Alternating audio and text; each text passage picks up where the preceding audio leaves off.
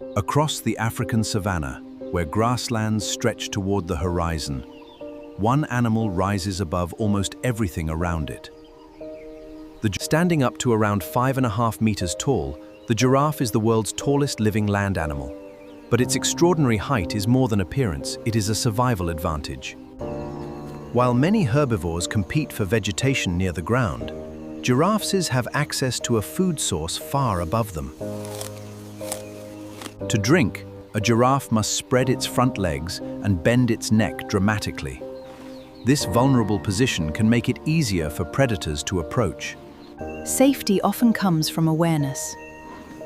While one animal drinks, others may remain vigilant, watching for movement in the surrounding grass.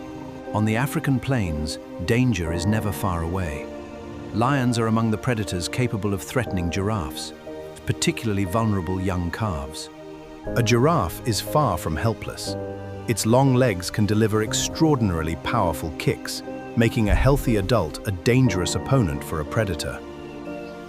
For young giraffes, however, survival is much more difficult. Calves are born into a world filled with predators and environmental challenges. Within a short time after birth, a calf must stand and walk.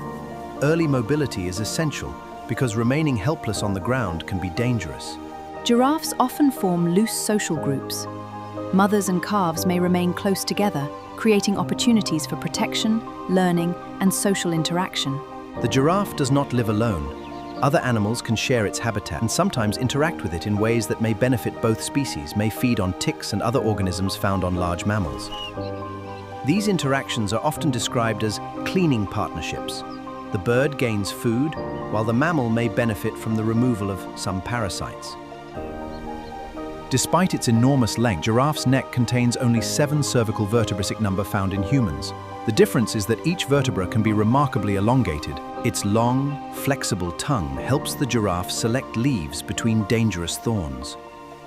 The tongue and lips work together with remarkable precision. The giraffe's favorite trees are not defenseless.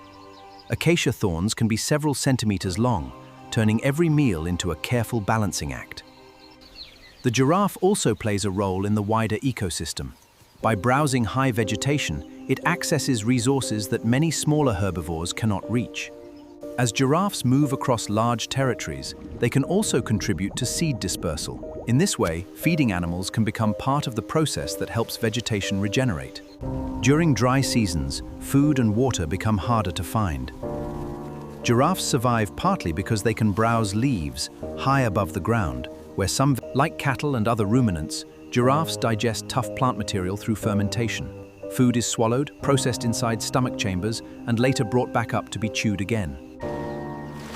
But reaching the ground creates another challenge. The giraffe's heart must generate enough pressure to move blood upward through its exceptionally long neck. Water is precious on the savanna.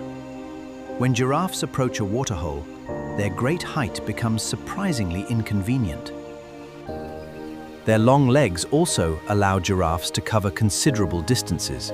This is essential in search of food, water, and suitable habitat. Yet survival is not guaranteed.